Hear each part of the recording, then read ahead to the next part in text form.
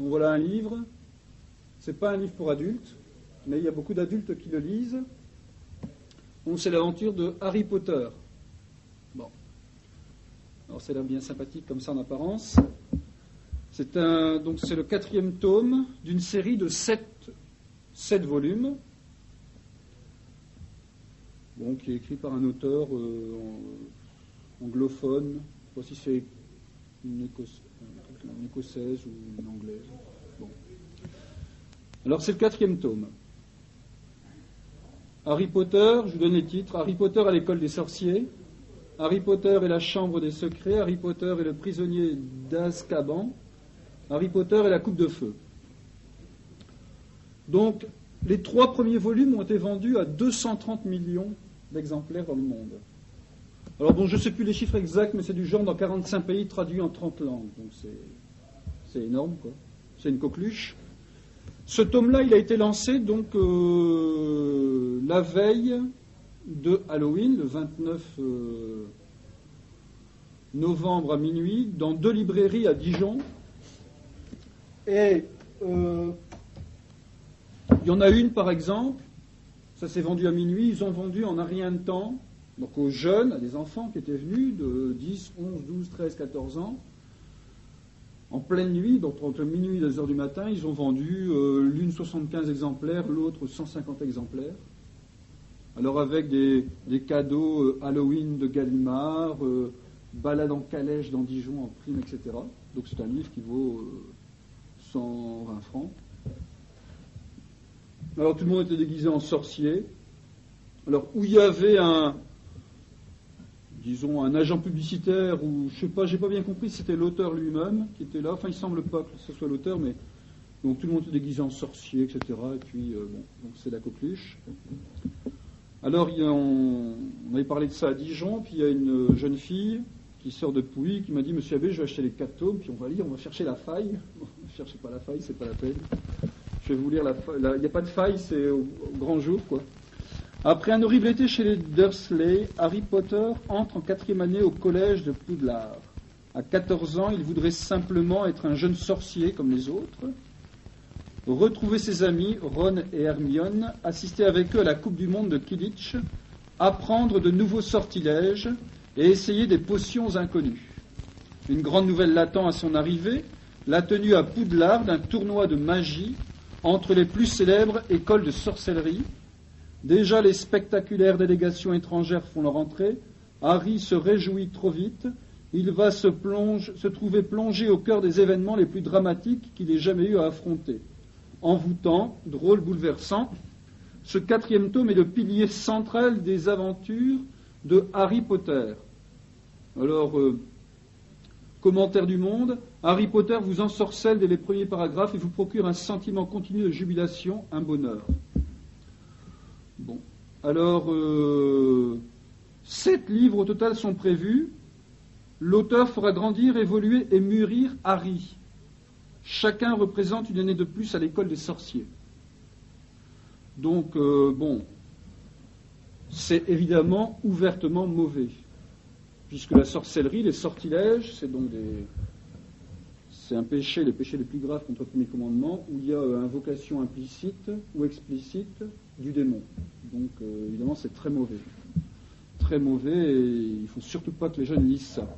Qu'est-ce que ça va donner? Bon, un petit peu par analogie, c'est un petit pronostic, l'avenir me dira si c'est juste ou pas. Bon, quand Jean-Paul Sartre a commencé à diffuser ses bouquins, le taux de suicide a bien augmenté en France. Alors, qu'est-ce que ça va donner? On apprend en commerce, et c'est vrai, je pense, partout, on apprend la loi des 20-80 et la loi de ABCD. Alors, ABCD, c'est un peu déjà compliqué, mais 20-80, c'est très simple. C'est que les phénomènes se répartissent toujours suivant la proportion 20%, 80%. Donc, c'est-à-dire, par exemple, application dans le commerce, quand on a un chiffre d'affaires de 100%, eh bien, il y a 20% du chiffre d'affaires qui fait 80% des clients, et il y a 80% du chiffre d'affaires qui fait 20% des clients. C'est une répartition, c'est une loi constatée, empirique. Bon, qu'est-ce que ça va donner? Par exemple, le monde, il est gouverné par 20% des gens, et 80% des gens sont dans la masse, suivent. Alors, ces 20% se divisent en 10% dans le bon camp et 10% dans le mauvais camp, généralement. Voilà comment ça se passe. Alors, qu'est-ce que ça va donner? Appliquons à Harry Potter. Je pense qu'on peut dire, sans trop se tromper, sachant qu'il y a des jeunes chez qui ça ne laissera pas de traces, heureusement, mais il y aura certainement 80% de gens qui auront lu ça, qui deviendront superstitieux, qui marcheront un coup de porte-bonheur, de porte-malheur, de consultation de voyantes et de mages. Ça, c'est, à mon avis, c'est comme ça que ça va se terminer. Alors, il y aura les fameux 20%. Ben, à mon avis, il y aura 10% qui vont devenir satanistes, carrément, et il y aura 10% qui vont terminer dans le suicide. Parce que c'est diabolique. Et que le démon, de toute façon, veut emmener autant qu'il peut les gens vers ça. J'aimerais tirer votre attention sur, par rapport aux promesses du baptême, je renonce à Satan, à ses pompes, à ses œuvres. Là, on est carrément dans les œuvres de Satan. C'est certain qu'on ne peut pas lire ce genre de choses. Jamais, jamais. Même si c'est du roman. Et alors, il y a quelque chose d'intéressant, c'est que j'ai trouvé ça dans une famille de traditionalistes. Malheureusement, les parents ne s'étaient pas rendus compte. Heureusement. Et alors, dans cette famille, eh bien, il y avait un enfant qui avait déjà lu toute une collection qui s'appelle Chair de poule. Alors, Chair de poule, c'est des espèces de livres de poche, de livres fantastiques à faire peur. Alors, j'en avais lu un, et il n'y a ouvertement rien contre les commandements de Dieu. C'est du truc fantastique, qui fait peur. C'est pas bon, à mon avis, il ne faut pas lire ça. Mais il n'y a rien de positivement contre les commandements. Et je m'étais dit, je vais aller dans cette famille, et une chance sur deux pour que je trouve ça. Pourquoi? Parce que Chair de poule, c'est le premier pas. C'est pas les œuvres de Satan, c'est ses pompes. C'est déjà ce qui donne l'occasion de pécher. Je ne vois pas directement quoi, mais enfin, c'est certainement, et ça m'a prouvé, parce que je suis allé dans cette famille, première chose que j'ai eue dans le salon, comme quoi cette collection Chair de poule, qui est apparemment inoffensive, je dis bien apparemment, parce qu'il n'y a rien d'ouvert contre les commandements, c'est un premier pas vers ça. Quand les jeunes ont lu Chair de poule, toute la collection, ils sont prêts pour lire ça. Donc il faut absolument proscrire des détentes et des loisirs de nos enfants, ce genre de choses. Le fantastique ne correspond pas au réel, et c'est déjà l'imaginaire, et l'imaginaire la porte à autre chose. Donc il faut bien voir que le travail de préparation des enfants se fait petit à petit. Le démon, il ne vient pas plein pied tout de suite dans le truc franchement mauvais. Et même après, dans le truc franchement mauvais, il présente ça de façon assez sympathique. C'est vrai que du point de vue marketing, c'est bien présenté, tête de gondole à carton dans les hypermarchés, c'est gros bouquin, c'est doré, c'est bien présenté, c'est attrayant, quoi. Et le père qui avait déjà acheté toutes les collections Chair de poule à ses enfants m'a dit, tiens, ça devrait intéresser mon suivant, quoi. C'est tout spontané, il n'avait même pas lu derrière. Quand je lui ai fait lire derrière, il dit, bon, il est comme ça, quoi. Donc, oui. Pardon? Non. Non, je connais pas tout, hein. Moi, je m'intéresse à ça parce que j'étais confronté à ça.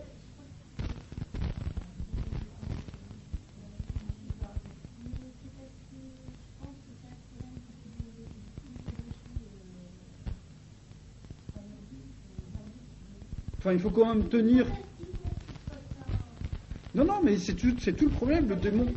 Mais le démon n'est pas fou. Non, je dis pas qu'il ne faut pas dire que ça. C'est que c'est, à mon avis, mauvais, dans ce sens où ça se termine mal si on suit la filière, quoi. Non, mais c'est tout le problème, si vous voulez. Le démon n'est pas fou, quoi.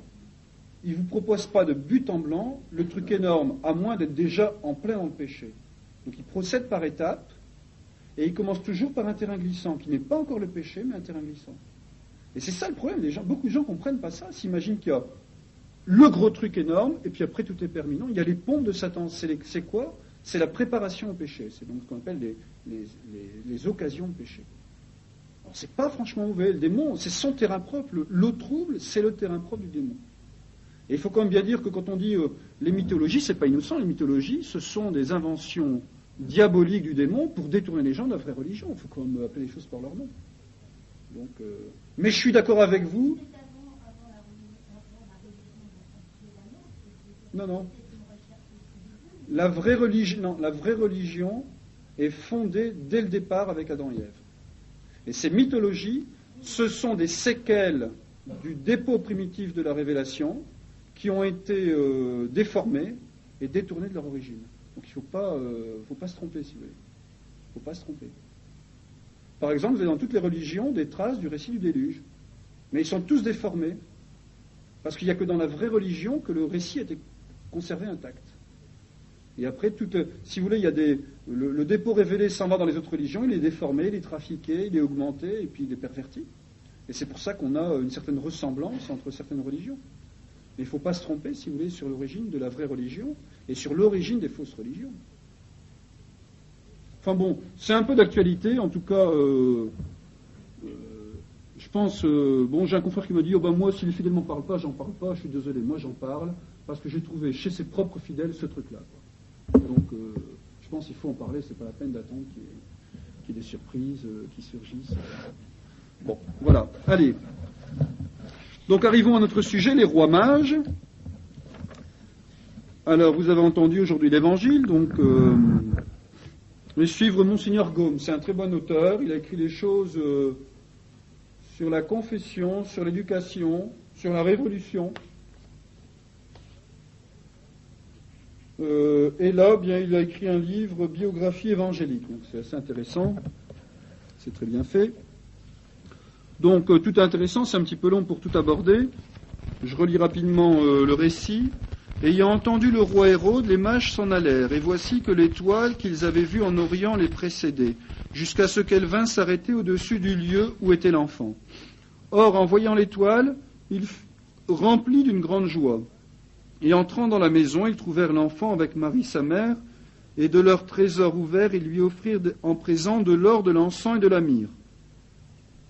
Ayant été avertis en songe de ne pas revenir vers Hérode, ils retournèrent dans leur pays par un autre chemin. Voilà l'histoire des mages. Alors je vous propose d'examiner trois points qui me semblent intéressants et bien traités par l'auteur. Alors d'où venaient les mages ? Parce que dans les textes liturgiques, on parle d'Arabie, de sabbat, etc. Et on a l'impression que c'est un petit peu un arrangement qu'on fait, quoi. On prend des textes qui, grosso modo, collent un peu avec les mages, puis ça crée un climat, si vous voulez. On a l'impression que c'est un petit peu un arrangement liturgique, quoi. Donc on verra ce qu'il en est exactement. Ensuite, quelle était cette étoile ? Est-ce que c'était une étoile du système que le bon Dieu a créé dès le début, ou est-ce que c'est une étoile miraculeuse ? Et puis aussi la signification des présents. Et puis on verra aussi, à la fin, donc la manière dont les peuples honoraient les rois mages, donc les rois, ce que faisaient les rois, ce qu'on faisait à Reims dans la cathédrale, et puis on verra le cantique de Noël de Saint-Louis de Montfort sur les rois mages. Il y a un autre passage aussi de la vraie dévotion où il parle des rois mages. Alors, donc, commençons tout de suite. D'où venaient les mages ? Alors là, il fait allusion à une prophétie de Balaam. Donc, Balaam, c'est un prophète païen, mais un mage, un magicien, enfin bon, pas quelqu'un qui vénérait le vrai Dieu, mais dont Dieu s'est servi pour faire des prophéties. Vous savez que ce qu'on appelle les charismes, donc le don de lire dans les cœurs, le don de prophétie, les miracles, ce sont des charismes. On n'est pas obligé d'être en état de grâce pour avoir ces charismes. Ces charismes viennent de Dieu. Ne les a pas qui veut les avoir. Par exemple, on voit Caïphe, il a prophétisé. Donc Dieu lui a donné ce charisme de prophétie pour prophétiser qu'il valait mieux qu'un homme meure au profit du peuple, pour sauver le peuple. Donc Caïphe n'est pas en état de grâce. Donc ça n'a rien à voir. On peut très bien faire des miracles et pas être en état de grâce. Donc ça n'a rien à voir. Alors, Balaam était un de ces prophètes de l'Ancien Testament qui avait fait une prophétie, donc il fait allusion à ça. Il y avait plus de 1000 ans que Balaam, mage lui-même, appelé par Balak, pour maudire Israël. Donc, vous voyez, c'était Balak, un ennemi d'Israël, qui appelle Balaam pour maudire Israël. Donc, avait, prophète malgré lui, appelé sur ce peuple toutes les bénédictions divines. Donc Balak appelle Balaam pour maudire Israël, mais Balaam bénit Israël, sous l'inspiration divine. Et il avait annoncé dans la suite des siècles ses glorieuses destinées. De bouche inspirée étaient sorties ces mémorables paroles. Donc, vous voyez la prophétie qui concerne les rois mages. Une étoile se lèvera de Jacob et le sceptre sortira d'Israël. Voilà la prophétie. Une étoile se lèvera de Jacob et le sceptre sortira d'Israël. C'est dans les Nombres, livre des Nombres de la Bible, au chapitre 24, verset 47. Et il ajoute que celui qui portera le sceptre annoncé par l'étoile dominera l'Orient et l'Occident. Or, la prédiction de Balaam fut faite en Arabie. Sans doute Balaam était mésopotamien. Donc la Mésopotamie, Mésopotamia, ça veut dire entre deux fleuves, entre l'Euphrate et le Tigre. Donc c'est cette partie de pays qui est donc en Orient, entre l'Euphrate et le Tigre. Alors Balaam était mésopotamien, comme lui-même le dit, mais il avait été appelé par Balak, roi des Moabites. Alors, Moabites, c'est un des peuples dont le royaume et la capitale étaient appelés Moab, et ce peuple de Moab se trouvait en Arabie. C'est donc dans ce pays que son étonnante prophétie dut se conserver avec le plus de fidélité. D'autant plus que les mages, prêtres de l'Arabie, étaient les confrères et les successeurs de Balaam. Rien n'est plus certain, dit saint Jérôme. Alors, citation de saint Jérôme, les pères de l'Église, donc on suit la tradition, pas les inventions. Cette exégèse ne relève pas que d'une lecture intrinsèque de la Bible. On écoute la tradition qui vient par les pères de l'Église. Donc saint Jérôme, grand spécialiste de l'écriture sainte, à la confusion des Juifs qui devaient apprendre des gentils la naissance du Messie, une étoile paraît à l'Orient, dit saint Jérôme. Étoile qu'avait prédite Balaam, dont ils étaient les successeurs. Donc les rois mages sont successeurs de Balaam, et Balaam avait prononcé cette prophétie sur l'étoile de Jacob. Voilà une première indication du pays des mages qui vinrent à Bethléem. Donc les mages viennent d'Arabie.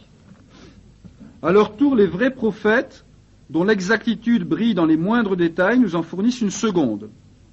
David, donc le roi David, contemple dans le lointain des âges son petit-fils et son Dieu couché dans son pauvre berceau et s'écrie, donc ça c'est une citation du psaume 71 verset 10, donc psaume de David, les rois des Arabes et de Saba lui apportent les présents. Isaïe est encore plus explicite.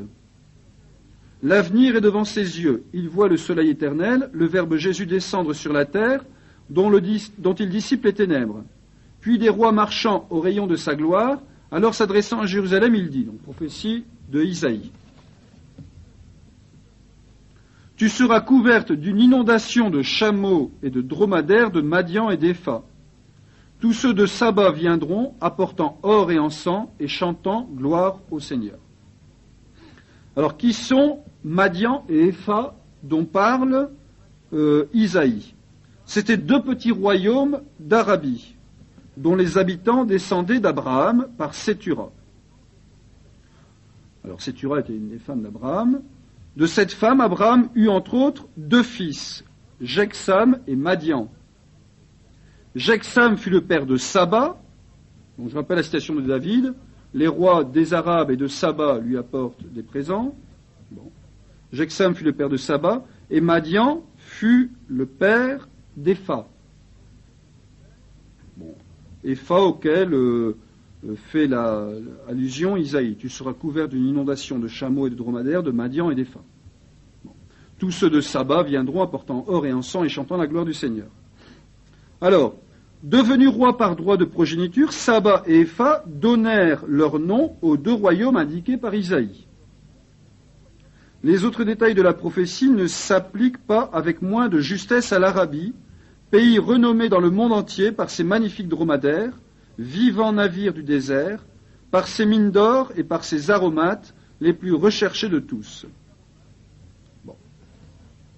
Vous voyez, il y a plusieurs sources. On prend la prophétie de Balaam, la prophétie d'Isaïe, la prophétie de David, le témoignage des pères de l'Église. Bon. Sur le pays des mages, la tradition des rabbins est d'accord avec les paroles des prophètes et le témoignage des premiers pères de l'Église. Donc là, il faut quand même tenir compte que avant que Jésus-Christ vienne sur la terre, la vraie religion était juive et israélite. Bon. Et donc les rabbins tenaient quand même, malgré les déviations de la synagogue, etc., les rabbins tenaient quand même la tradition orale. Bon. Il y avait l'écriture sainte, mais il y avait aussi une tradition orale véritable, même si la synagogue en a abusé, l'a déformée, etc., jusqu'au temps de notre Seigneur. Il y avait quand même, on interroge avant notre Seigneur les traditions rabbiniques. Et même après notre Seigneur, dans une certaine mesure, les traditions rabbiniques concordent avec la tradition des pères de l'Église. Donc on interroge la tradition des rabbins. La tradition des rabbins est d'accord avec les paroles des prophètes et le témoignage des premiers pères de l'Église. Alors ça,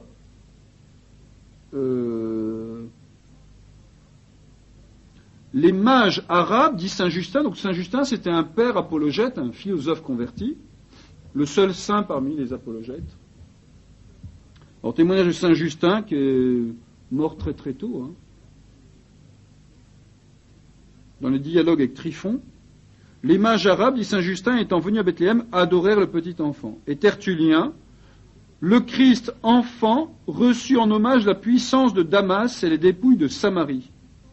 Témoin les mages d'Orient, qui honorent son enfance par des présents en or, en encens et en myrrhe, dans son livre contre les Juifs. De cet or David avait parlé, donc autre prophétie de David. Et il lui sera donné de l'or de l'Arabie. Et ailleurs, il dit encore, les rois des Arabes et de Saba lui apportent des présents. En effet, presque tout l'Orient eut des mages pour rois. Et Damas faisait partie de l'Arabie avant d'être réuni à la Syrophénicie. Ça aurait été une objection. On aurait pu dire, non, Damas c'est la Syrophénicie. Ben non, avant de faire partie de la Syrophénicie, Damas faisait partie de l'Arabie. L'Arabie s'étendait jusque-là. Les mages eux-mêmes achevèrent de nous fixer sur leur pays.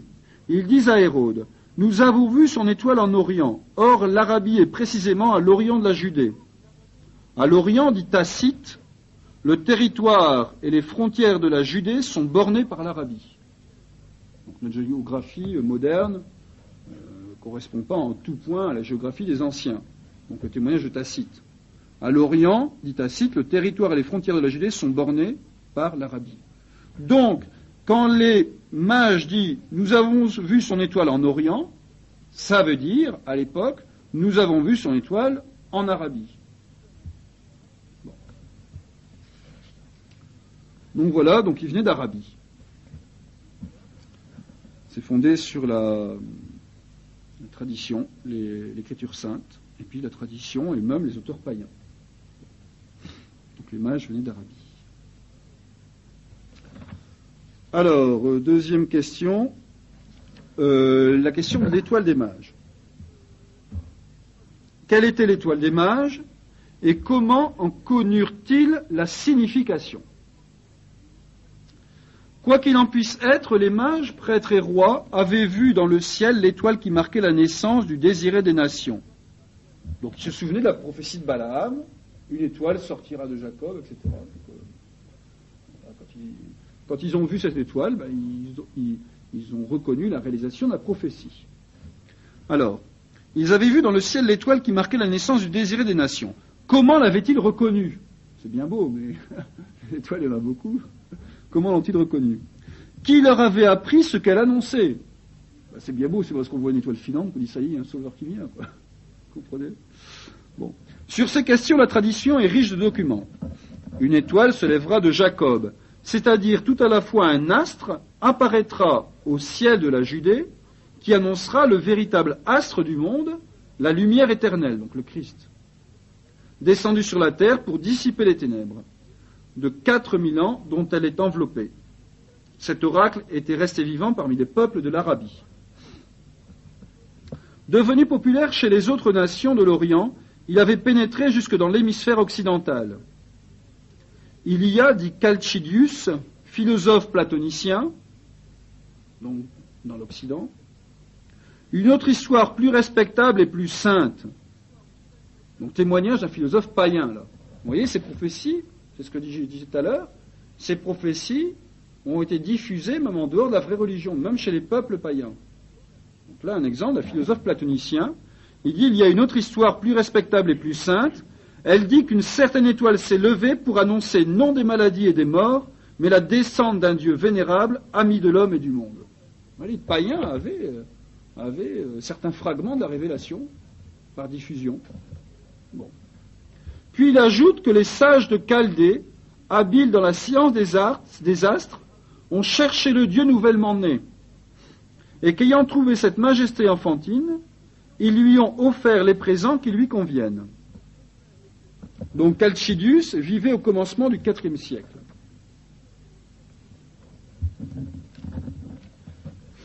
Bon. Donc c'est les païens qui témoignent de la vraie tradition. En effet, les mages disent à Hérode, nous avons vu son étoile, non pas une étoile quelconque, mais l'étoile qui annonce la naissance du roi des Juifs, son étoile. L'étoile qui a été prédite à nos ancêtres, par un de nos ancêtres divinement inspirés, l'étoile que nous n'avons cessé d'attendre une longue suite de siècles. C'est cette étoile annoncée par Balaam. Alors, qu'avait cette étoile pour se faire infailliblement reconnaître? Témoignage de saint Augustin, de saint Jean Chrysostome. D'accord avec toute la tradition. L'étoile des mages, disent-ils, ne fut pas une des étoiles créées dès le commencement, et qui accomplissent leur révolution d'après la loi du Créateur. Ce fut un astre nouveau qui apparut pour annoncer le miraculeux enfantement de la Vierge. Bon. Saint Augustin contre Faust et saint Jean Chrysostome,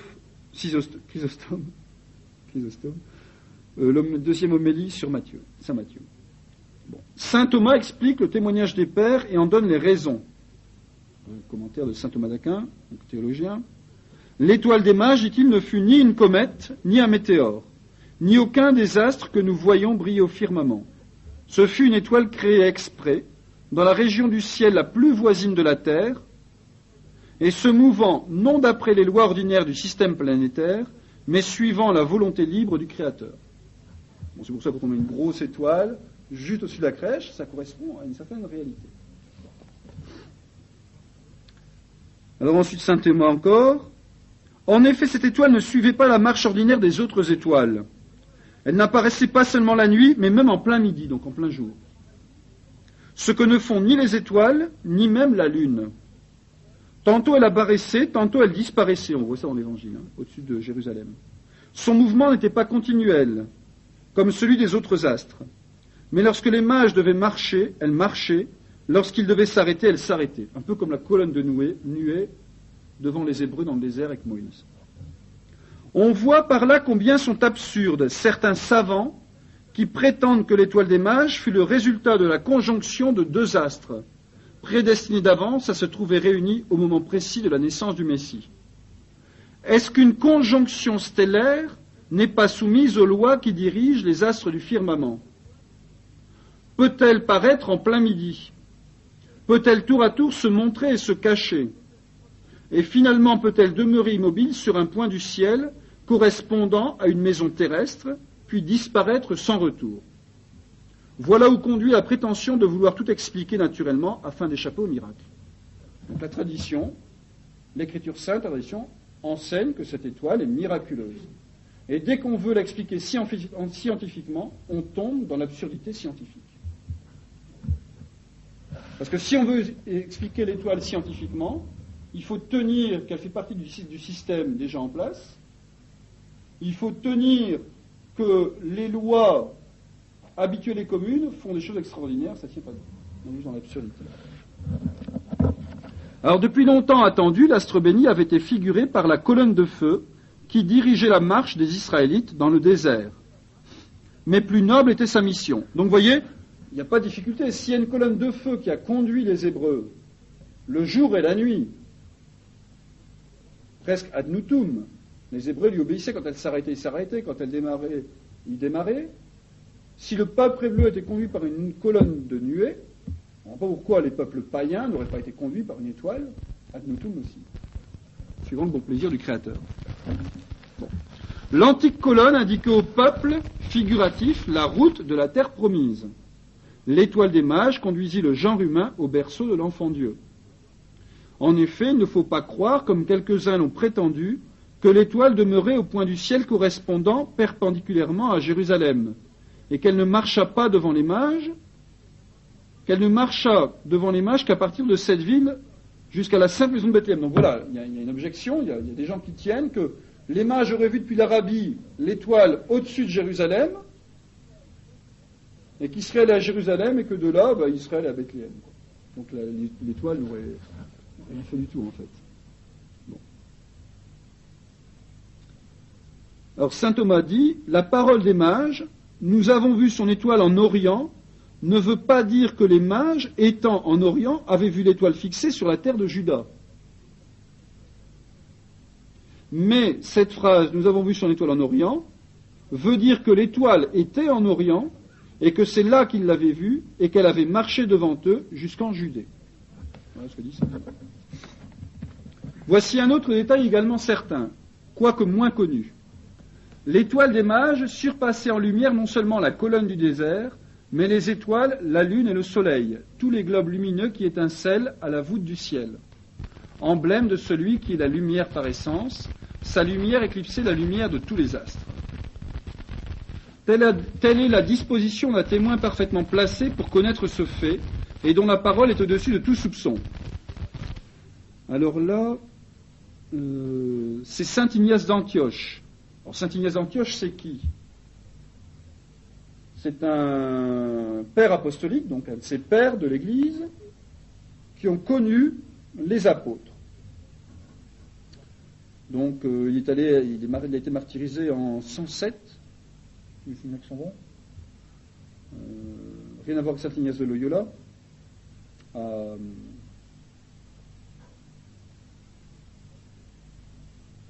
À Rome, il a été mangé par les lions. Celui qui a écrit que la dent des lions me broie, afin que je sois le froment du Christ, etc. C'est très beau ça. Alors, ses parents ont vu l'étoile. Donc, voilà. Et souvent on dit, oh ben oui, mais c'est un témoignage des pères du second siècle, donc bon, c'est déjà loin des apôtres. Non, pas du tout. Le second siècle, ce sont des gens qui ont connu les apôtres. Saint Jean est mort en l'an 100. Et puis des gens dont les parents ont pu être témoins de certaines choses. Donc c'est pas du tout c'est tout à fait des sources sûres, et même les témoignages les plus forts et les plus certains. Alors voilà, l'étoile des mages, dit saint Ignace d'Antioche, dont le père et la mère avaient pu la voir, brillait d'un éclat supérieur à toutes les clartés qu'on n'avait jamais vues. Sa lumière était ineffable, et la nouveauté d'un pareil phénomène jeta dans la stupeur tous ceux qui en furent témoins. Les étoiles, la lune et le soleil ne semblaient plus que des satellites de cet astre admirable dont l'éclat les faisait tous pâlir. C'est pas du tout délirant, quoi. Je connais un monsieur à Charleville, quand on fait des conférences sur Fatima et qu'on parle de la nuit du 25 janvier 1938, donc on dit que c'est une aurore boréale, c'était pas une aurore boréale, aucun des observatoires météorologiques n'a constaté d'aurore boréale ce jour-là. Eh bien, il y a eu cette nuit mystérieuse et illuminée dont parlait Notre-Dame dans les apparitions. J'ai rencontré des gens qui l'ont vue cette nuit, quoi, le 25 janvier 1938, et qui annonçait donc la Seconde Guerre mondiale. Saint Ignace d'Antioche est contemporain de gens qui ont vu l'étoile aussi. Il n'y a pas que les mages qui ont vu l'étoile. Ce n'est pas une hallucination collective des trois rois mages qui ont un fait mystique que personne n'a vu. C'est pas ça du tout. D'ailleurs, généralement, l'hallucination collective, c'est une invention des scientifiques de mauvaise foi qui refusent le miracle. Par exemple, quand on veut nier la création, qu'est-ce qu'on fait ? Il faut bien expliquer pourquoi il y a des choses sur la Terre, pourquoi il y a des créatures. Donc si on nie le Créateur, on invente l'évolutionnisme, l'invention des scientifiques de mauvaise foi. Bon. Quand on veut nier un miracle vu par 70 000 personnes comme à Fatima, qu'est-ce qu'on fait ? Il n'y a qu'une solution, c'est d'inventer l'hallucination collective. Hallucination collective qui n'a jamais été constatée par aucun médecin scientifique honnête. Oui, c'est toujours pareil. Donc, c'est pas une hallucination collective des trois rois mages. Alors, les seules fois où on constate l'hallucination collective, c'est quand on s'est shooté avec de la drogue. Les mages ne s'étaient pas shootés avec du LSD ou de la cocaïne. Il faut être sérieux. Alors, un des plus illustres vicaires de notre Seigneur Jésus-Christ, Saint Léon, donc Saint Léon le Grand, il a vécu donc au 5e siècle. C'est ça. Continue en le confirmant le témoignage de saint Ignace. Aux trois rois mages, dit-il, apparut dans une région de l'Orient, une étoile plus brillante et plus belle que tous les astres. Elle attira les regards et fixa l'attention de tous ceux qui la virent. On comprit aussitôt que ce n'était pas en vain qu'apparaissait un si étrange phénomène. Avant que les nations chrétiennes eussent perdu, avec le sens chrétien, le patrimoine de leurs anciennes traditions, la clarté incomparable de l'étoile des mages était demeurée populaire. La poésie l'avait chantée dans des vers immortels, et les multitudes rassemblées dans les temples redisaient ce que l'Église continue de redire à ses enfants: salut étoile qui par ta beauté et par ton éclat fit pâlir le disque du soleil. C'est l'hymne de Prudence, ça doit dater du 8e siècle ou du 9e siècle. Personne plus que les mages ne fut frappé de l'apparition de l'astre merveilleux. Ils l'attendaient et en connaissaient la signification. Ils l'attendaient. La tradition rapporte que les mages d'Arabie, gardiens fidèles de l'oracle de Balaam, avaient de temps immémorial fondé un collège de 12 des plus instruits parmi eux, afin de signaler l'apparition de l'étoile prophétique. À la mort, le fils prenait la place du père.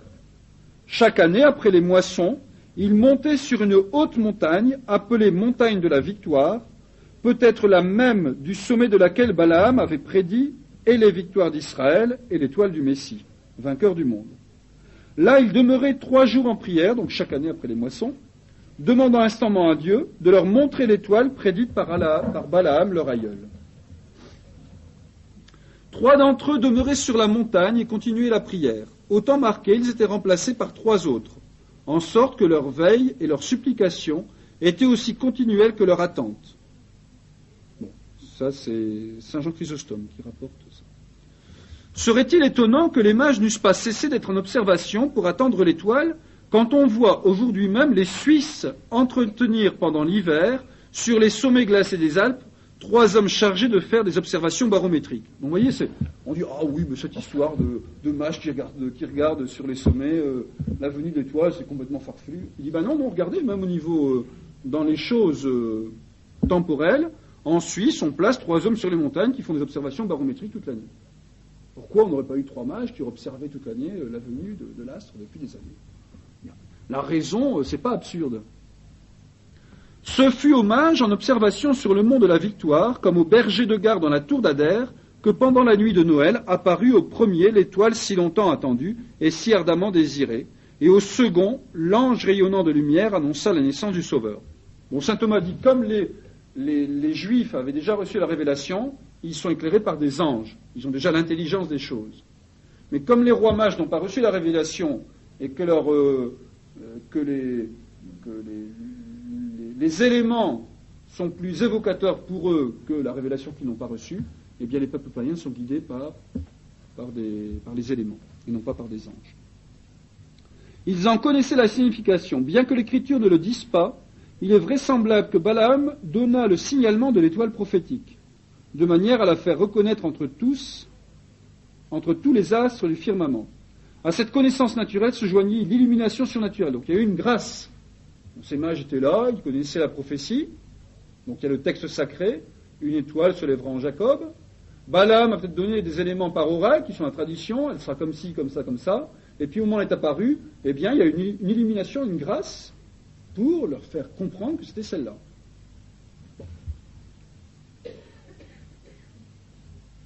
Les mages, dit saint Léon, éclairés intérieurement par la lumière de la grâce, reconnurent aussitôt l'étoile. Elle fut pour eux ce que la voix de l'ange était pour les bergers, la voix du ciel à laquelle ils obéirent avec transport.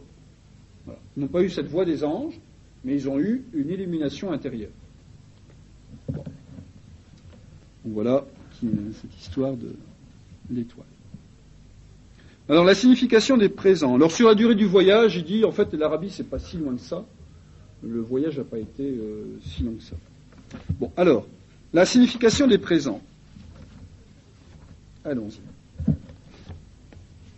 Chacun convient que les présents des mages avaient une signification mystérieuse, en rapport avec les qualités de l'enfant de Bethléem, et marquaient sa divinité, sa royauté, son humanité.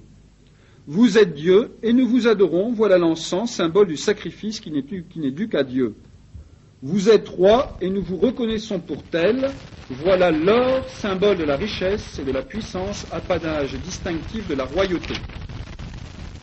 vous êtes Dieu homme, et nous confessons dans votre personne le mystère qui, unissant le fini et l'infini, réconcilie l'homme et Dieu. Voici la myrrhe, aromate destiné à embaumer les corps, et qui servira à votre sépulture, lorsque vous aurez daigné souffrir la mort pour donner la vie au monde.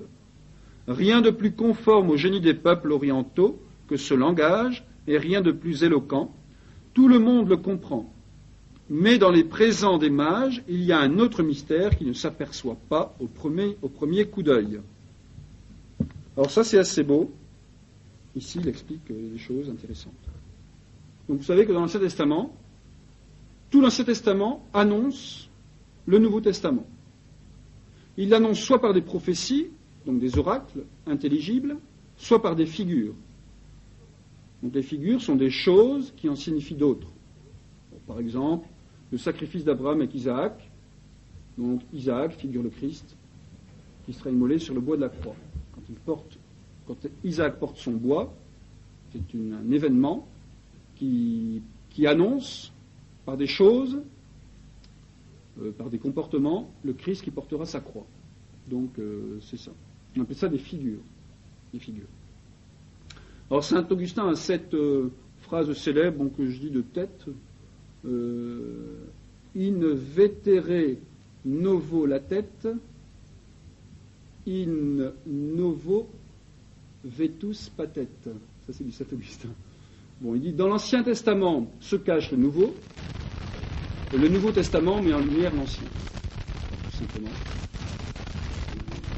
L'Ancien est ordonné au Nouveau Testament. Il l'annonce en figure et mystérieusement et en prophétie, et le Nouveau Testament réalise l'Ancien Testament.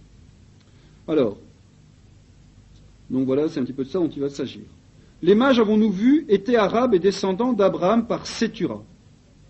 Or, l'histoire sainte nous apprend qu'Abraham, en excluant de la possession de la terre promise tous ses enfants, à l'exception d'Isaac, donc c'est Isaac qui a reçu les promesses de la terre promise et de la descendance du Christ, et tous les autres enfants ont été exclus, donc ils sont partis ailleurs. Ne les avait pas pour cela privés d'une partie de ses grands biens, et ainsi il donna au fils de Sétura, mère des Arabes, Saba et Epha, c'est les Arabes, de l'or, de l'argent et des étoffes.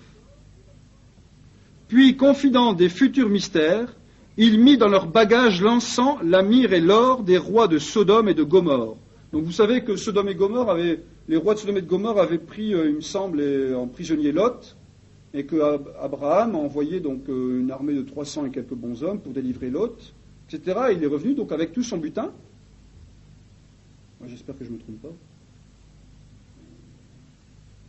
Que je ne fais pas de confusion de personnages. Enfin bon, il faudrait vérifier. En tout cas, c'est à la suite de ça que Abraham a donné la dîme à Melchisédek. Melchisédek, il figurait le Christ, il offrait le pain et le vin, etc. Bon, vous connaissez ça. Hein. Alors donc c'est tout ça dont il parle. Puis, confident des futurs mystères, il mit dans leur bagage l'encens, la myrrhe et l'or des rois de Sodome et de Gomorrhe, précieuses dépouilles tombées en sa possession après la défaite de Non, je pense que j'ai mélangé l'histoire de Lot et l'histoire de Sodome et Gomorrhe. J'ai l'impression. Il faut que j'aurais dû reprendre ma Bible. Pardon ? Ouais, bon, enfin bref, peu importe. En tout cas, Abraham a remporté des dépouilles, une victoire, et dans ces dépouilles, il y avait l'encens, la myrrhe et l'or. Du moins, il y avait de l'encens, de la myrrhe et de l'or. Il mit dans leur bagage l'encens, la myrrhe et l'or. Donc alors on reprend. Ainsi il donna au fils de Sétura, mère des Arabes, Saba et Epha, de l'or, de l'argent et des étoffes. Puis, confident des futurs mystères, il mit dans leur bagage l'encens, la myrrhe et l'or des rois de Sodome et de Gomorrhe, précieuses dépouilles tombées en sa possession après la défaite de Côte-d'Or-Laomor et le pillage de son camp. Dans la personne de Melchisédek, Abraham les avait consacrés au Seigneur par sa dîme. Cette offrande, donc d'Abraham et d'Abraham au fils de Sétura, donc Saba et Epha, cette offrande était la figure d'une autre offrande, comme Melchisédek lui-même était la figure du Messie. Le père des croyants savait qu'un jour ses descendants réaliseraient la figure, en offrant ces mêmes présents à celui dont Melchisédek était le représentant. Et voilà, maintenant les descendants des Arabes, les rois mages, vont offrir leurs présents au Christ, qui était figuré par Melchisédek. Donc c'est la réalité qui fait place à la figure maintenant. On devine sans peine qu'Abraham les avait instruits du mystère. Jointe à la connaissance traditionnelle en Arabie de l'oracle de Balaam, cette communication prophétique élucide deux grands faits d'une nature identique. Melchisédek qui figure le Christ. Bon. Il y a l'offrande au fils de Sétura, Saba et Epha, qui sont les ancêtres des rois mages. Et puis là maintenant, il y a une autre, la reine de Saba, qui offre à Salomon, qui figure aussi le Christ. Donc il y a toute une suite de figures dans l'Ancien Testament qui annoncent l'offrande des mages au Christ, avec ses présents. Alors, qui était la reine de Saba? Donc celle qui est allée offrir des présents à Salomon, qui figurait le Christ. D'où lui venait l'idée d'apporter à un prince étranger ce qu'elle a de plus précieux? Comment s'explique le choix de ces présents, les propres présents de la reine de Saba? Cette reine descendait d'Abraham par Sétura. Vous voyez, on est toujours dans... etc. Petite fille de Saba, donc je vous rappelle que Saba était fils de Sétura, Sétura une des épouses d'Abraham. La reine de Saba, une descendante de Sétura. Petite fille, ça peut être arrière-petite fille, c'est un langage... Bon. Elle occupait le trône de ses pères. Son royaume était le royaume même de Saba, situé dans l'Arabie, présent des mages. Vous voyez, cette offrande de la reine de Saba, descendante des Arabes, à Salomon, est une figure des mages qui viennent de Saba aussi et qui offrent à Jésus-Christ ses présents. C'est une figure dans l'Ancien Testament. Connaissant les mystères confiés à Saras, elle vint, au bruit de la gloire de Salomon, accomplir en figure l'engagement contracté par ses ancêtres. Entrée à Jérusalem avec une grande pompe, elle offrit à Salomon de l'or et des aromates, c'est-à-dire les mêmes choses que les mages, ses descendants, qui devaient offrir un jour leurs présents au vrai Salomon. Donc les aromates, c'est l'encens et la myrrhe. Tout simplement, c'est ce qu'il dit. Le second fait est la visite des mages à l'enfant de Bethléem, placé entre les mages et Abraham. La reine de Saba est le brillant anneau de la chaîne traditionnelle. Vous voyez, il y a une chaîne traditionnelle entre Abraham et notre Seigneur et les mages. Il y a au milieu la reine de Saba avec l'offrande à Salomon. C'est toute une série de figures jusqu'à la réalisation des figures qui est l'offrande des mages au Christ. Sa conduite montre avec éclat que la prophétie de Balaam et le fidéicomie laissé par le père des croyants au fils de Sétura ne s'était jamais perdu dans la postérité de Saba et d'Epha. Que l'Arabie avait l'œil fixé sur la Judée et qu'elle attendait le moment solennel d'apporter au glorieux rejeton de Jacob l'or, l'encens et la myrrhe, mystérieux présent dont elle était tenue de lui faire hommage. Donc l'auteur ici explique que cette offrande de la reine de Saba à Salomon, c'est la preuve que les anciens vivaient de cette tradition de Balaam, puisqu'il a réalisé en figure, au moins à des époques précises de l'histoire, en attendant la venue du Christ. Ainsi tout s'explique. On sait pourquoi les mages vinrent de l'Arabie, pourquoi à des époques si différentes la reine de Saba et les mages apportèrent à notre Seigneur, ou à son représentant, donc Salomon la figure, des présents de même nature. La différence consiste en ce que la reine de Saba les offre à Salomon, figure du Messie, tandis que les mages ont le bonheur de les offrir au Messie lui-même.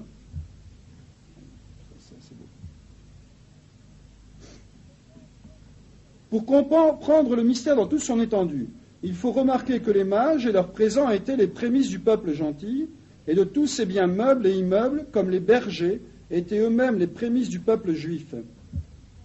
C'était sur la plus grande échelle l'accomplissement de la loi figurative des prémices.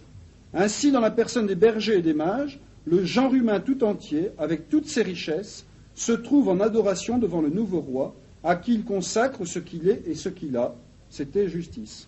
Par droit de naissance et par droit de conquête, l'enfant de Bethléem était le roi de tous, et il venait régner sur tous afin de les sauver tous. Bon. C'est un petit peu compliqué, il aurait fallu que je reprenne le texte de la Bible, en fait, pour que ce soit plus clair. Mais donc on voit bien, c'est que cette offrande des mages au Christ, en réalité, a été figurée dans l'Ancien Testament par les différentes offrandes d'Abraham, les offrandes de la reine de Saba à Salomon. Nous savons bien qu'il y avait une tradition et que ces offrandes étaient faites même par les descendants de Balaam, donc en Arabie, par des Arabes. Alors sur la signification des présents, je vous parle un peu de Saint Louis de Montfort, là, rapidement. Au numéro 56, dans le traité de la vraie dévotion. Donc là, c'est plutôt une signification mystique et spirituelle. Saint Louis de Montfort parle des apôtres, de notre Seigneur, de Jésus et de Marie. Et il dit, ce seront des enfants de Lévi, c'est-à-dire des prêtres, bien purifiés par le feu de grande tribulation et bien collés à Dieu, qui porteront l'or de l'amour dans leur cœur, l'encens de l'oraison dans l'esprit et la myrrhe de la mortification dans le corps, et qui seront partout la bonne odeur de Jésus-Christ, aux pauvres et aux petits, tandis qu'ils seront une odeur de mort aux grands, aux riches et orgueilleux mondains. Vous voyez, il fait une application là. Donc l'or de l'amour dans le cœur, l'encens de l'oraison, donc de la prière dans l'esprit, et la myrrhe de la mortification dans le corps. Bon, pour approfondir un peu cet aspect spirituel, on pourrait reprendre dans Saint Louis de Montfort, pour la myrrhe de la mortification dans le corps, la lettre aux amis de la croix. C'est son enseignement sur la mortification du corps. Le livre sur le rosaire, le secret admirable du rosaire pour se convertir et se sauver, il dit que c'est par le rosaire qu'on arrive à l'oraison continuelle. Et donc, vous voyez, l'oraison, l'encens de l'oraison dans l'esprit. Bon, faire toute une conférence sur le rosaire. Et puis l'amour, l'or de l'amour dans leur cœur, on pourrait prendre l'amour de la sagesse éternelle, ce livre sur Jésus-Christ et sur l'amour du Christ. Donc on aurait là un petit peu doctrine spirituelle du bienheureux de Montfort à partir de cette figure des rois mages. Alors, donc il a un cantique sur les rois, je vais vous le lire si vous voulez. Ô grand roi, voulez-vous, bel astre. Alors c'est un cantique avec des strophes, donc une certaine rime, c'est un peu un poème aussi.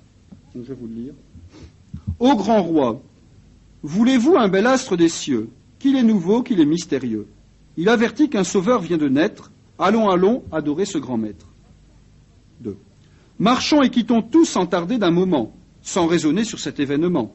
Sentez-vous pas une douceur nouvelle? C'est là la voix de Dieu qui nous appelle. C'est très beau parce qu'on retrouve toute la doctrine de Monseigneur Gaume, quoi. Cette illumination intérieure, c'est très surnaturel, quoi.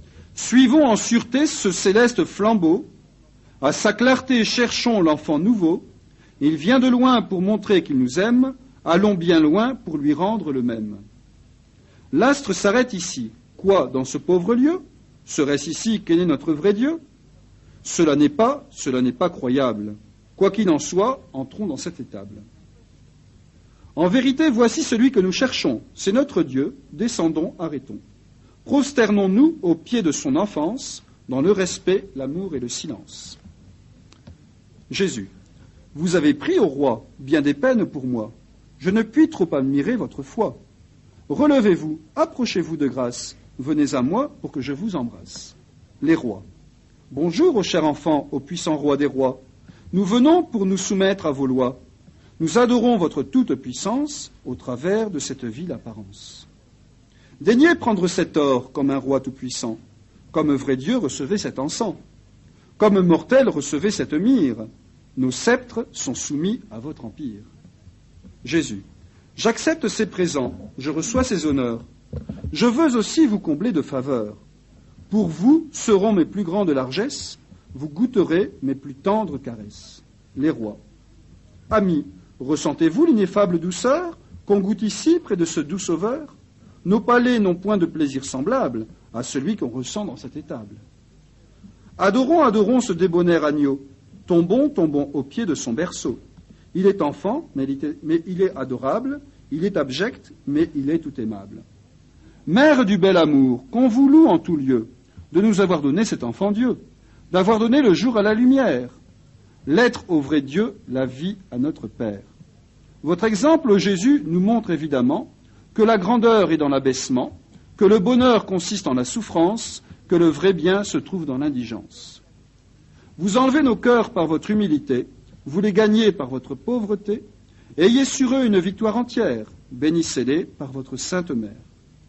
Puisque nous ne pouvons rester ici longtemps, pour contempler vos attraits si charmants, avant de partir, bénissez-nous de grâce, et pour jamais en nos cœurs prenez place. Jésus, amis, allez en paix sous ma protection, prêchez partout la gloire de mon nom, croyez en moi, portez chacun à croire, et vous serez de grands rois dans ma gloire. C'est assez beau. Alors, le scoop de l'année, c'est que les reliques des rois mages sont passées en Franche-Comté. Alors, on va voir ça 2 minutes. Page 62. Bon, je passe, hein, ils ont été à Constantinople, ils sont allés à Milan. Alors, on repart de Milan, je ne raconte pas tout. Les 3 rois furent honorés à Milan pendant environ 600 ans, c'est-à-dire jusqu'au sac de cette ville par l'empereur Frédéric Barberousse en l'an 1164. Avant le désastre, de courageux chrétiens sauvèrent le précieux dépôt et le remirent entre les mains de Reynold, archevêque de Cologne et chancelier du Saint-Empire, qui avait suivi l'empereur en Italie. Comme on avait transporté la lueur de milliers de flambeaux et au milieu d'un immense concours, de Ravenne à Auxerre, le corps de Saint-Germain, ainsi furent transportés solennellement de Milan à Cologne les corps des 3 rois mages. Au lieu de se diriger sur l'Allemagne par le Tyrol ou par la Suisse orientale, le cortège traversa les Alpes et prit sa route par l'est de la France pour gagner Strasbourg et le Rhin. À la fin d'une journée, il s'arrêta aux portes d'une abbaye de Franche-Comté, située non loin de Baume-les-Dames, sur les bords de la belle vallée qui s'étend de cette ville à Montbéliard. Le souvenir de cette station mémorable s'est perpétué jusqu'à nos jours dans un double fait dont voici l'histoire. Je raconte l'histoire. La famille de Gramont de Franche-Comté porte dans ses armes 3 têtes couronnées. Ces 3 têtes sont des têtes, non des reines, mais des rois. Quelle est la raison de ces armoiries uniques dans leur espèce? La famille de Gramont-Grange était protectrice de l'abbaye qui eut l'honneur de donner l'hospitalité aux 3 rois mages. Donc les reliques, on s'entend. Ce fut le seigneur de Gramont avec ses gens qui, pendant la nuit, monta la garde auprès du précieux dépôt. Afin de perpétuer la mémoire de cette insigne faveur, la noble famille prit les armoiries dont nous venons de parler. L'abbaye elle-même ne fut pas moins jalouse d'immortaliser le bienheureux passage. Elle changea son nom d'abbaye en lieu croissant, elle s'appelait, en celui d'abbaye des 3 rois qu'elle porte encore. Hélas, il n'est plus porté que par des ruines. Je sais pas. Bon, alors voilà, ensuite, donc petit passage en Franche-Comté des rois mages. Les reliques sont à Cologne.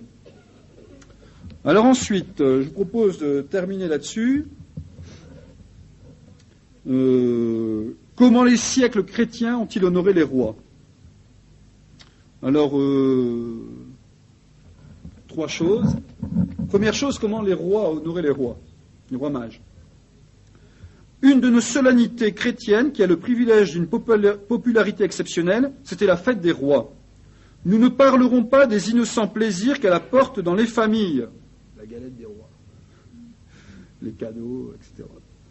Strictement, on pourrait plutôt les cadeaux, ça ne devrait pas être à Noël, ça devrait être à l'Épiphanie. D'ailleurs, la fête la plus ancienne de la naissance du Christ, c'est l'Épiphanie en Orient. Noël est plus récent, c'est très ancien, mais l'Épiphanie est plus ancienne comme fête que Noël. Et en Orient, c'est l'Épiphanie qui est la Noël d'Orient. Bon. Alors, mais il manquerait quelque chose à notre modeste travail si nous passions sous silence la manière dont l'Église, dans les âges de foi, prenait soin de perpétuer le souvenir de l'immense bienfait qui s'y attache. Fils aînés de l'Église, parmi les rois chrétiens, comme les mages avaient été parmi les rois gentils, les fils aînés de la grâce, nos anciens rois de France étaient dans l'usage d'assister avec tout le peuple à la messe solennelle de l'Épiphanie.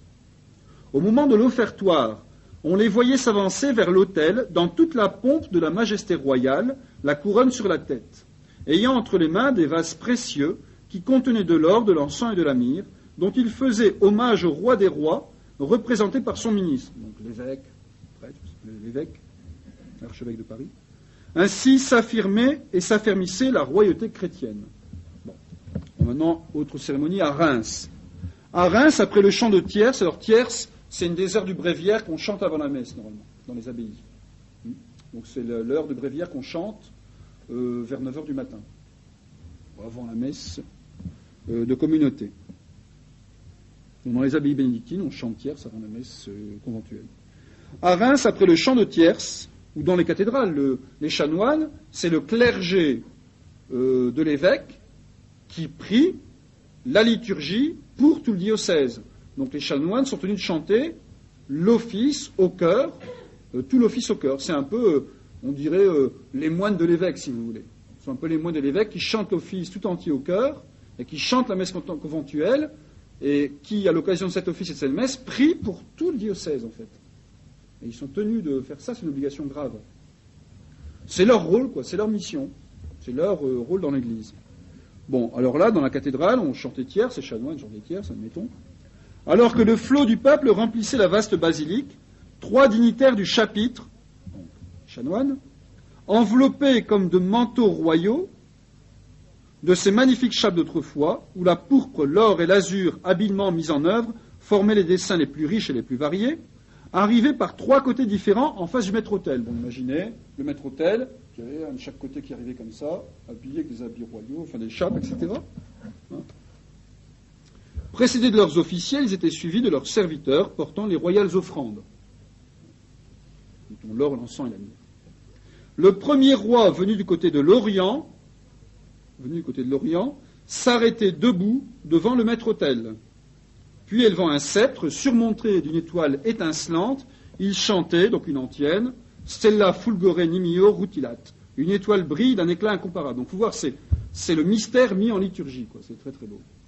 Alors, il chante, il arrive avec son offrande, et puis il tenait une étoile brillante. Une étoile brille d'un éclat incomparable. Il chantait ça en grégorien, bon, etc. Le second roi venu du côté du Midi, donc du sud, donc normalement du croisillon sud,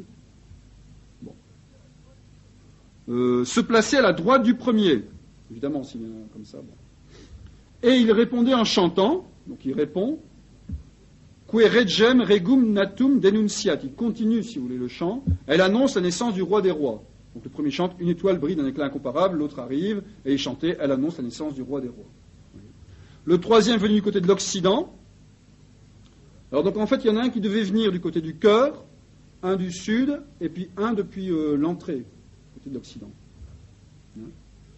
Il continuait, il se plaçait à la gauche du premier et chantait Quem venturum elim prophete signaverunt, dont les anciens prophètes ont annoncé la venue. Donc imaginez le répondant des 3 mages, c'était majestueux. Et alors les 3 rois mages s'embrassaient, et chantent donc et cherchons-le pour lui offrir les présents de l'or, de l'encens et de la myrrhe. Le chœur entonnait aussitôt l'antienne. Alors voilà le peuple, enfin le chœur, la scola, Magi veniunt, les mages viennent. Et tout le clergé quittant les stalles se formait en procession dans le chœur, donc commençait une procession. Près de la grille de la grande nef s'élevait un magnifique autel surmonté d'une statue de la Sainte Vierge, devant laquelle était suspendue une couronne étoilée, resplendissante de lumière, tandis que l'autel lui-même, où reposait l'enfant Jésus, était tout enveloppé de riches draperies. Imaginez ces réjouissances liturgiques du peuple. Hein. En tête de la procession, les rois mages s'avançaient vers l'autel, et à la vue de la brillante étoile, ils exprimaient leur joie en chantant. Ils se réjouirent d'une grande joie dans le texte de l'Évangile, c'est comme ça. En stella in oriente previsa, iterum nos precit cucilla. Donc, nouvelle antienne des 3 rois mages qui chantaient. Voilà l'étoile, imaginez les 3 rois mages, voilà l'étoile que nous avions vue en Orient, qui reparaît dans tout son éclat pour diriger notre marche. Donc, c'est après la disparition de Jérusalem. À ce chant d'allégresse, 2 dignitaires de l'Église répondaient en chantant. Maintenant, c'est des dignitaires de l'Église qui chantent en voyant les mages, qui sunt i, qui, etc.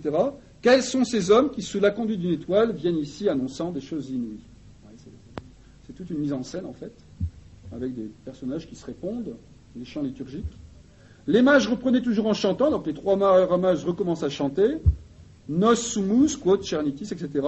Nous sommes, nous que vous voyez, les rois de Tarsis, des Arabes et de Saba, qui apportons des présents au Christ roi, au Seigneur nouvellement né, et avertis par son étoile, nous venons l'adorer. Alors 2 diacres en dalmatique ouvraient les draperies qui enveloppaient l'autel et chantaient « Voici l'enfant que vous cherchez, hâtez-vous de l'adorer, car il est le Rédempteur du monde. » C'est splendide. Les trois rois ensemble se prosternaient, le front contre la terre, et saluaient l'enfant Dieu en chantant « Salve princeps seculorum » salut roi des siècles. Tous les rois demeurant agenouillés, le premier recevait des mains de son serviteur le vase qui contenait l'or et disait, donc il y avait toute la suite, alors l'encens arrivait de main en main dans les serviteurs, jusqu'à dans les mains du roi, et Rex susciperum, roi recevait l'or et le déposait au pied de l'enfant.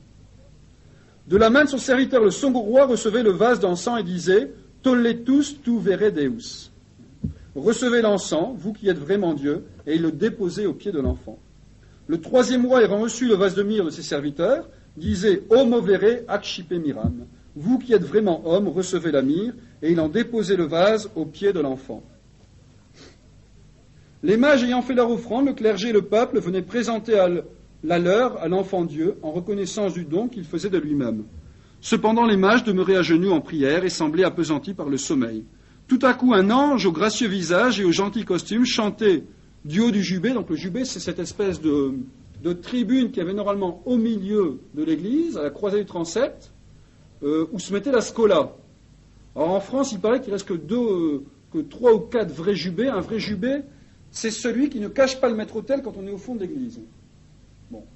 Alors il y en a un à Flavigny, c'est un de ces 3 ou 4 jubés qui est encore à Flavigny.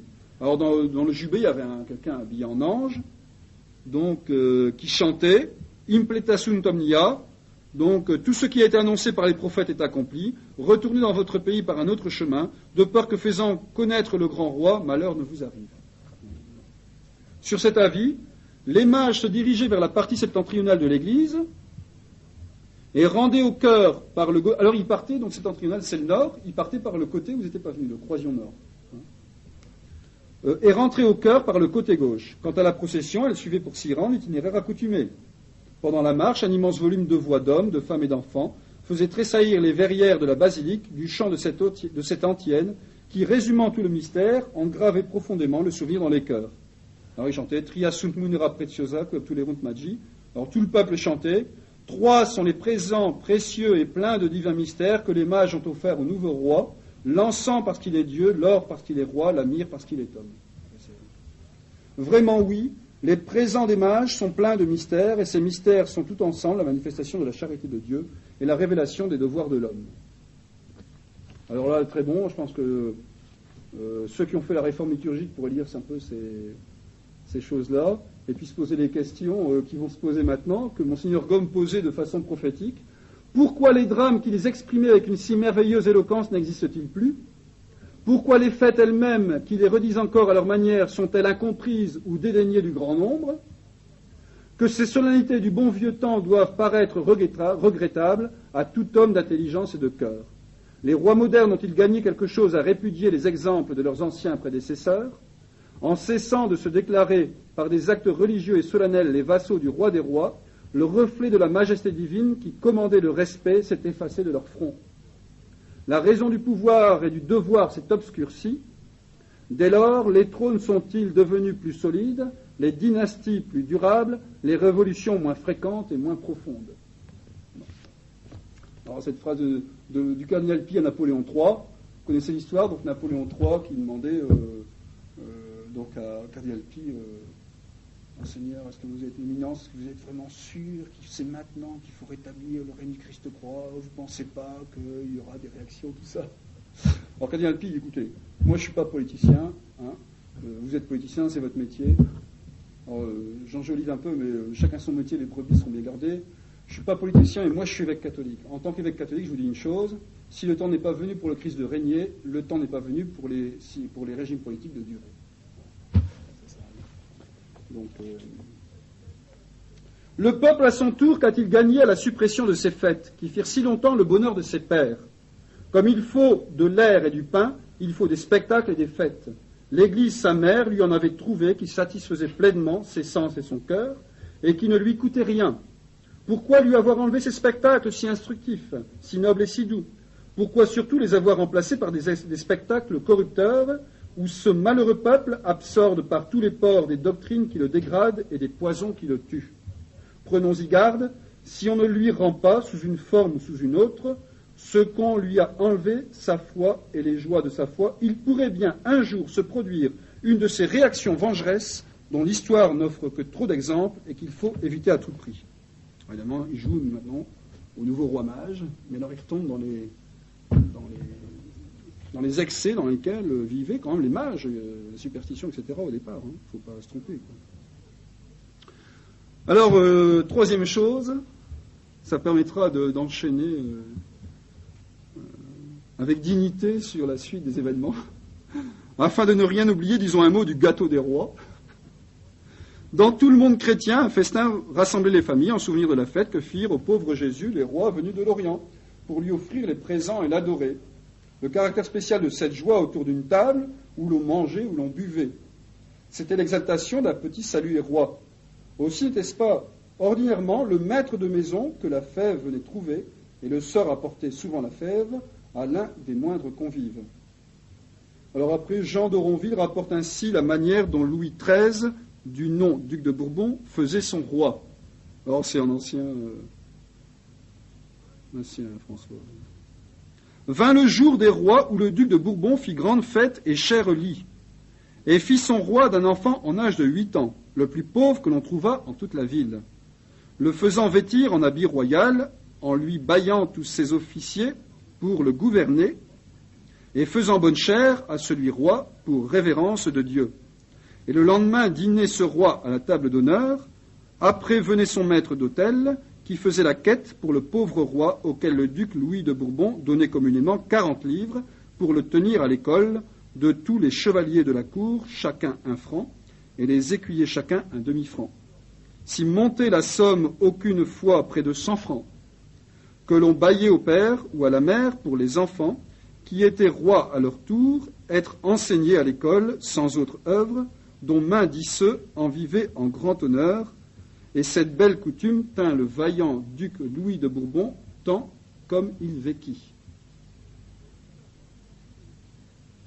Telle était la vraie récréation de l'Épiphanie, et de là l'usage dans presque toute la France de réserver la part Dieu, c'est-à-dire la part du pauvre, au gâteau des rois. Et quelle belle et bonne joie de porter la part Dieu dans la neige, dans une chaumière. Il y avait aussi la part de l'absence soigneusement serrée au buffet, et qu'un enfant venait recevoir. Les enfants se croient autorisés ce jour-là, en divers pays, à quêter des étrennes en portant une étoile de feu. Conclusion de toutes ces belles considérations. La fête des rois est celle qui élève les petits pour les rendre rois. Elle a été inventée par l'enfant Jésus, et c'est une invention dont il a donné le brevet et le monopole à la seule Église. Or, l'Église, point d'amour pour les petits. Allez, on va dire l'Angélus.